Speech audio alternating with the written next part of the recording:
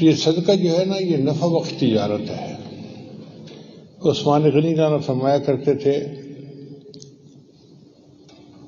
تاجر اللہ بصدقۃ تربح، کہ تم اللہ کے ساتھ تجارت کرو، نفع پاؤ۔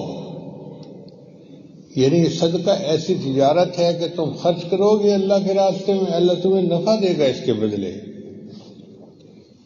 پھر یہ صدقہ جو ہے یہ افضل ترین عبادت ہے۔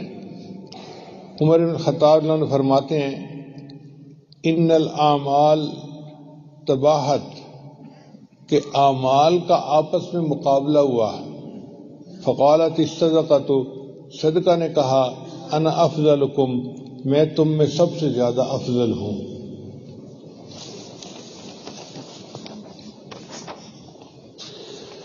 پھر یہ صدقہ جو ہے بیماریوں سے شفا کا باعث بنتا ہے۔ نبی سامنے ارشاد فرمایا، داؤ مرضاکم بالصدقۃ، تم اپنے مریضوں کا صدقہ کے ذریعے علاج کرو۔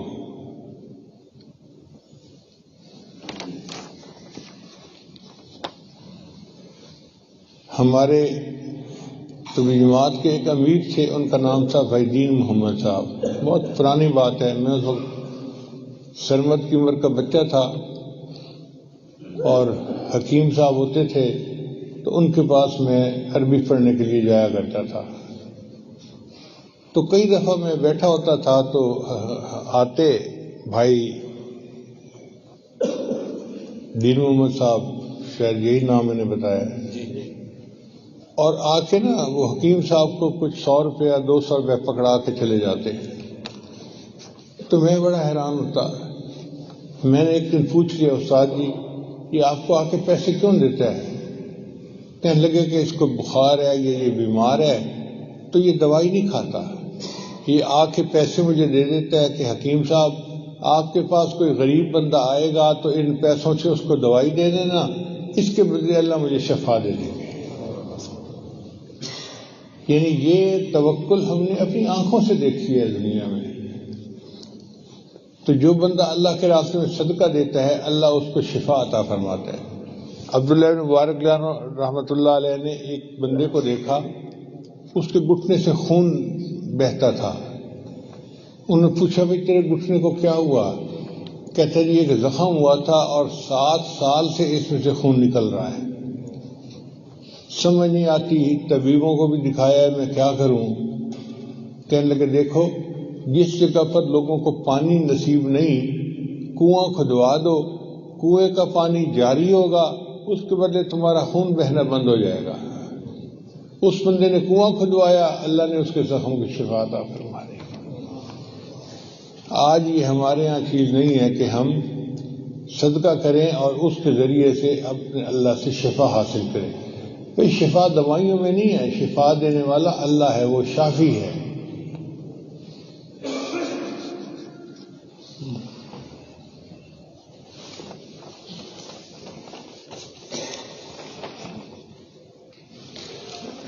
پھر صدقہ انسان کے مال کو پاکیزہ کر دیتا ہے۔ نبی صاحب نے فرمایا، اے تاجرو، تم تجارت کرتے ہو تو اس میں سچ اور جھوٹ شامل ہو جاتا ہے۔ یعنی کچھ ایسی بات کر دی جو ضرورت سے زیادہ تھی تو جھوٹ ہو گیا، اور گاہک بنانے کے لیے کوئی نہ کوئی بات تو کرنی پڑتی ہے تاجروں کو۔ تو فرمایا کہ اب یہ جو میل ہے نا، اس میل کو صدقہ کے ذریعے صاف کر لیا کرو۔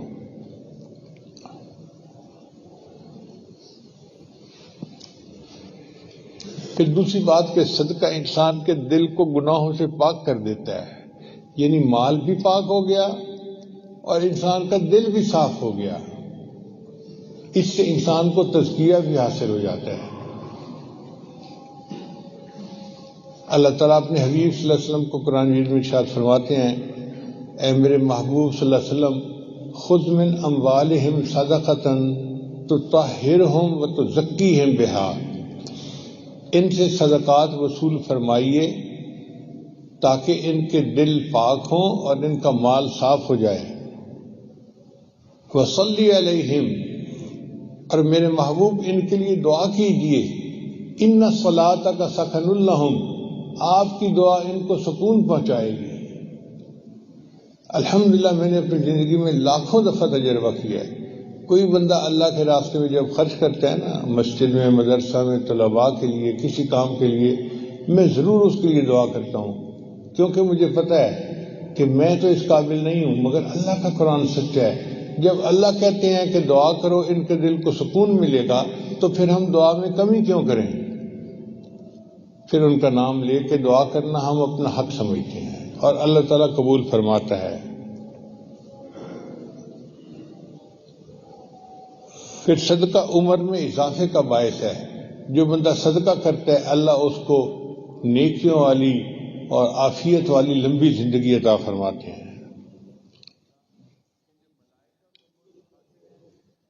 نبی صاحب نے فرمایا ان صدقۃ المسلم تزید فی العمر، کہ مسلم بندے کا صدقہ دینا اس کی عمر میں زیادتی کا باعث ہوتا ہے۔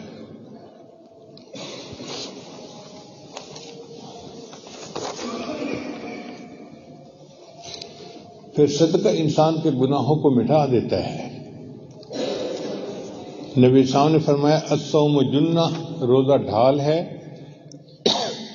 والصدقۃ تطفئ الخطیئۃ کما یطفئ الماء النار، اور جس طرح پانی آگ کو بجھا دیتا ہے، اس طرح صدقہ انسان کے گناہوں کو مٹا دیتا ہے۔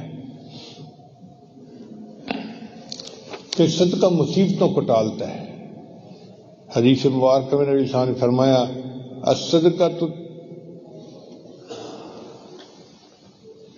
تسد 70 بابا من السوء، طبرانی شریف کی روایت ہے کہ صدقہ برائی بدبختی کے 70 دروازوں کو بند کر دیتا ہے، یعنی 70 مصیبتیں جو بندے کے اوپر آنی تھیں، صدقہ سے اللہ ان مصیبتوں کو دور کر دیتا ہے۔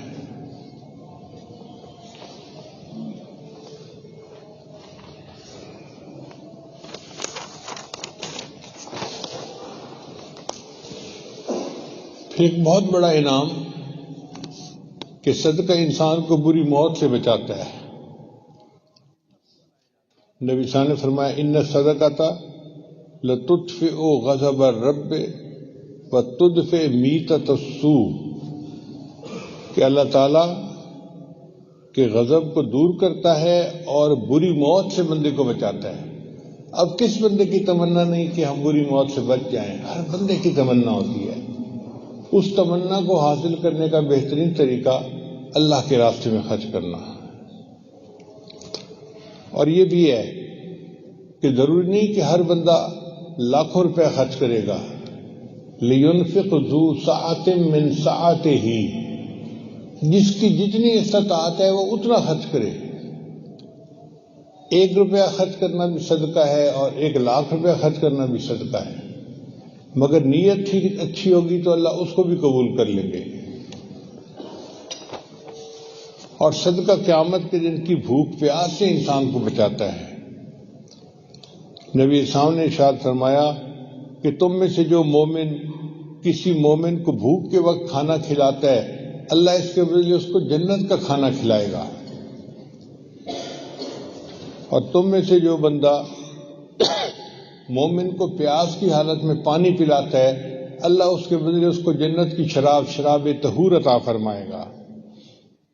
اور تم میں سے جو بندہ کسی مومن کے بدن کو ڈھانپ لیتا ہے، یعنی کسی کپڑے پھٹے ہوئے تھے اس کو صاف ستھرے کپڑے بنا کے لیے پہننے کے لیے، اللہ اس کے بدلے اس کو جنت کا لباس پہنائے گا۔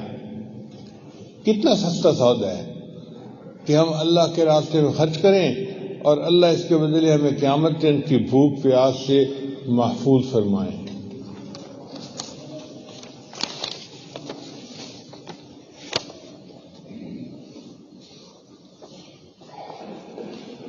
نبی صاحب نے ارشاد فرمایا قیامت کے دن 7 بندے ہوں گے جو عرش کے سائے میں ہوں گے، اس دن عرش کے سوا کوئی دوسرا سایہ نہیں ہوگا۔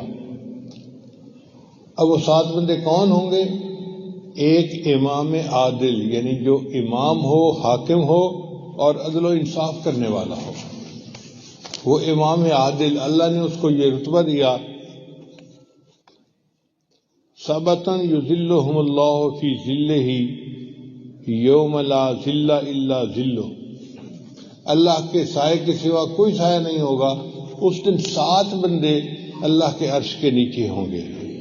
الامام العادل، ایک وہ بندہ جو حاکم ہو اور عدل و انصاف کرنے والا ہو۔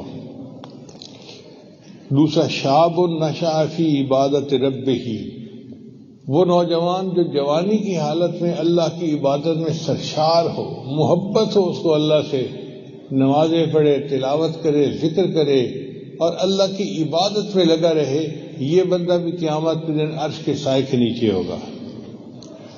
وَرَجُلٌ قَلْبُهُ مُعَلَّقٌ فِي الْمَسَاجِدِ، اور وہ نوجوان، وہ بندہ جس کا دل مسجد کے اندر اٹکا ہوا ہوگا۔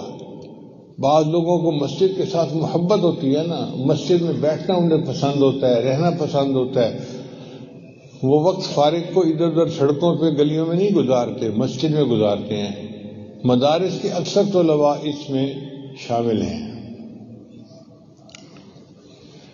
وَرَجُلَانْ تَحَابَّا فِي اللَّهِ، اور وہ 2 بندے جو اللہ کے لیے ایک دوسرے سے محبت کرتے ہوں۔ اب اس میں اور دائرہ وسیع ہو گیا کہ بہت سارے ایسے لوگ ہیں جو اللہ کے لیے ایک دوسرے سے محبت کرتے ہیں۔ اب آپ بتائیے کہ آپ کو اپنے شیخ کے ساتھ محبت کس وجہ سے ہے؟ اللہ کے لیے ہے نا۔ اپنے استاد کے ساتھ محبت کس وجہ سے ہے؟ اللہ کے لیے ہے۔ یہ محبت جو اللہ کے لیے ہے، یہ بھی قیامت کے عرش کے سائے کا سبب بنے گی۔ وَرَجُلٌ طَلَبَتْهُ امْرَأَةٌ ذَاتَ مَنْصَبٍ وَجَمَالٍ، اور ایک ایسا بندہ جس کو کوئی خوبصورت خاندانی عورت برائی کی طرف بلائے اور وہ کہے انی اخاف اللہ، میں اللہ سے ڈرتا ہوں، جس نے انکار کیا برائی سے، ایسا بندہ بھی قیامت کے عرش کے سائے کے نیچے ہوگا۔ وَرَجُلٌ تَصَدَّقَ، اور وہ بندہ جس نے اللہ کے راستے میں اس طرح سے صدقہ کیا کہ دائیں ہاتھ سے دیا تو بائیں کو پتہ نہ چلے۔ یہ نہیں کہ اگر خرچ کیا ہے تو اب محفلوں میں بیٹھ کے بتائے میں نے جی یہاں اتنا خرچ کیا، یہاں اتنا خرچ کیا، اگر انہوں نے واہ واہ کر دی تو صدقہ ثواب گیا۔ لا تبطلوا صدقاتکم بالمن والاذى، تو جو اللہ کے راستے میں صدقہ کرے اس طرح کہ کسی کو پتہ ہی نہ چلنے دے۔ وَرَجُلٌ ذَكَرَ اللَّهَ خَالِيًا فَفَاضَتْ عَيْنَاهُ، اور وہ بندہ جو اللہ کا ذکر کرے تنہائی میں بیٹھ کے، اور اللہ کے ذکر کرنے سے اس کی آنکھوں میں آنسو آ جائے اللہ کی محبت میں، ایسا بندہ، یہ 7 بندے بنتے ہیں۔ اللہ فرماتے ہیں کہ یہ 7 بندے قیامت کے دن اللہ کے عرش کے سائے کے نیچے ہوں گے۔ نبی اسلام ارشاد فرماتے ہیں تذل صاحبہا یوم القیامہ، قیامت کے دن بندہ اپنے صدقے کے برابر سائے کے نیچے ہوگا۔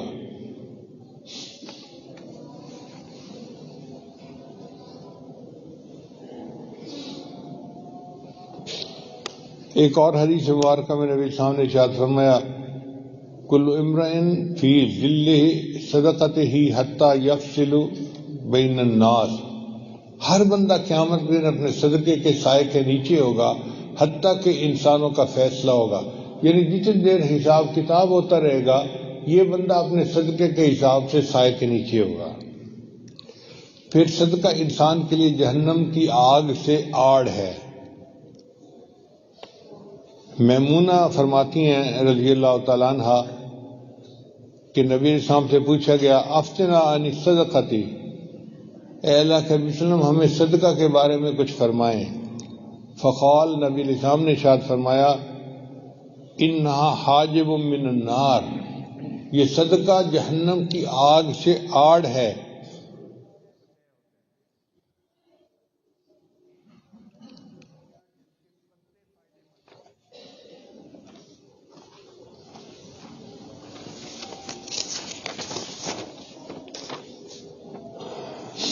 پھر صدقہ 3 بندوں کے لیے اجر کا باعث ہے۔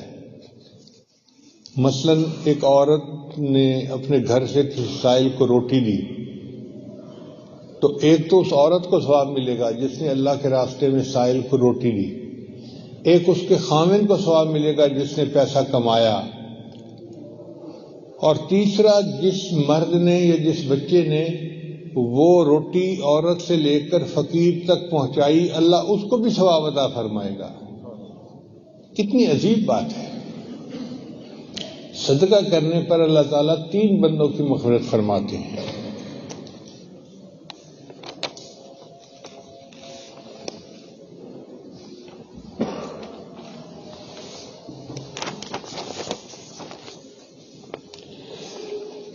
پھر اللہ تعالیٰ صدقہ کے ثواب کو بڑھاتا ہے۔ حدیث مبارکہ میں ہے، ابو ہریرہ نے اس کے راوی ہیں، فرماتے ہیں کہ جب کوئی بندہ اللہ کے راستے میں ایک کھجور خرچ کرے، اب ایک کھجور کتنی چھوٹی سی ہوتی ہے، تو اللہ تعالیٰ اس کھجور کو اپنے دائیں ہاتھ میں وصول فرماتے ہیں، اور چونکہ اللہ تعالیٰ پاک ہیں لہذا وہ پاک مال کو قبول کرتے ہیں۔ دینے والے نے ایک کھجور صدقے میں دی، اللہ تعالیٰ اس کھجور کو بڑھاتے رہتے ہیں، جس طرح تم اپنے جانور کو پالتے ہو، گائے بھینس کو، اور وہ بڑا ہو جاتا ہے، اللہ اس کھجور کو پالتے ہیں حتیٰ کہ وہ کھجور پہاڑ کے سائز کے برابر ہو جاتی ہے، اور اللہ تعالیٰ اس کے نام اعمال میں کھجور کے پہاڑ کے سائز کے برابر صدقہ کرنے کا ثواب عطا فرما دیتے ہیں۔ خرچ کی تھی ایک کھجور اور ثواب ملا پہاڑ کے برابر۔ سبحان اللہ، سبحان اللہ۔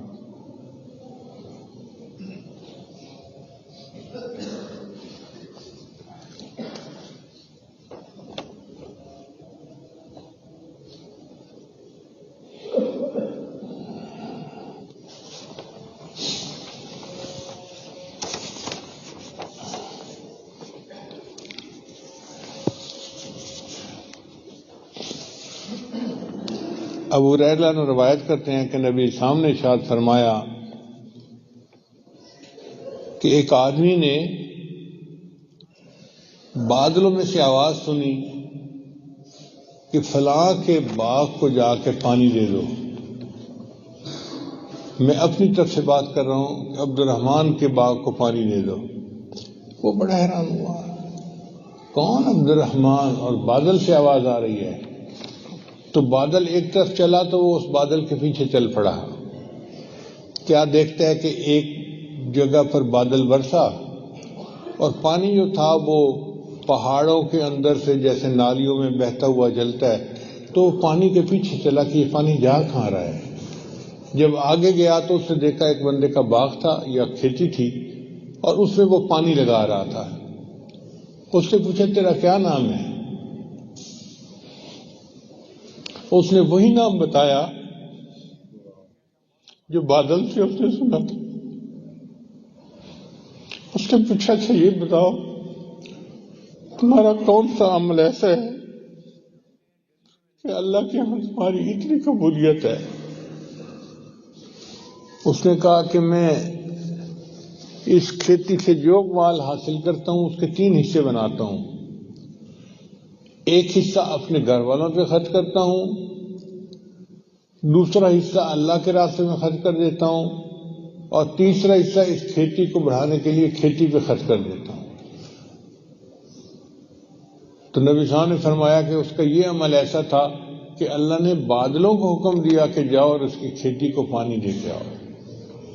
جو برانی زمین ہوتی ہے ان کا تو انحصار ہی بادل بارش کے اوپر ہوتا ہے، تو اللہ ان کے رزق میں اس طرح برکت عطا فرما دیتا ہے۔ پھر ایک اور حدیث مبارکہ ہے، نبی سامنے ارشاد فرمایا یا معاشر النساء تصدقنا، اے عورتوں کی جماعت تم کثرت سے صدقہ کیا کرو، فإنی رأیتکن اکثر اہل النار، میں نے تم میں سے اکثر عورتوں کو جہنم میں جاتے دیکھا ہے۔ قلنا، انہوں نے آگے سے پوچھا وَبِمَ یا رسول اللہ، اے اللہ کے رسول ایسا کیوں ہے؟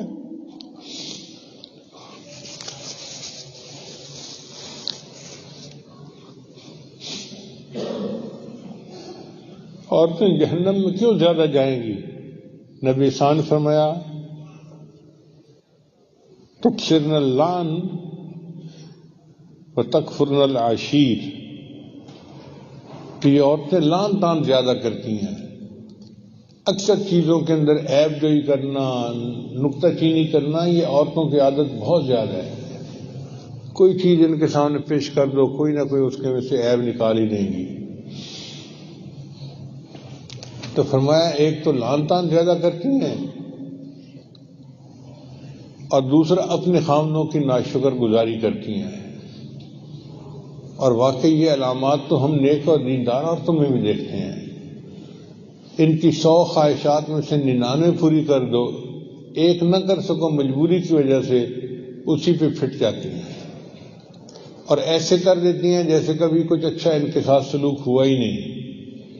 یہ جو ناشکر گزاری ہے یہ اللہ کو بہت ناپسند ہے۔ شکر ادا کرنے میں ان کی زبان چھوٹی ہو جاتی ہے اور ناشکری کرنے میں زبان اتنی لمبی ہوتی ہے۔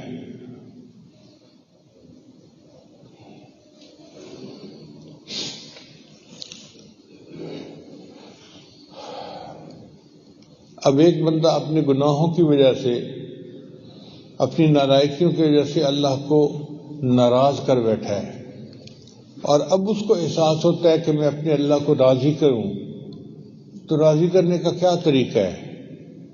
نبی علیہ السلام نے ہمیں یہ بھی بتا دیا۔ انس بن مالک نے روایت کرتے ہیں، قال رسول اللہ صلی اللہ علیہ وسلم ان الصدقہ لتطفئ غضب الرب وتدفع میتۃ السوء۔ ترمذی شریف کی روایت ہے کہ صدقہ اللہ کے غصے کو دور کر دیتا ہے۔ جو محسوس کرتا ہے کہ میں اللہ کو ناراض کر بیٹھا، اب اس کو راضی کرنے کا آسان طریقہ یہ ہے کہ اللہ کے راستے میں خرچ کرو، اللہ خوش ہو جائیں گے، اور دوسری یہ کہ اللہ تعالیٰ بری موت سے بندے کو بچا لیں گے۔ ہماری دعا ہے اللہ تعالیٰ ہمیں بری موت سے بھی محفوظ فرمائے، اور اللہ تعالیٰ اپنی رضا ہمیں حاصل فرمائے، اللہ ہم سے راضی ہو جائے، اور جو صدقات جس نے بھی دیے ہیں یا جو دیتا ہے اللہ اس کے مال میں اور برکت عطا فرمائے، اور اس کو اپنی بارگاہ میں شرف قبولیت عطا فرمائے۔ وآخر دعوانا ان الحمد للہ رب العالمین۔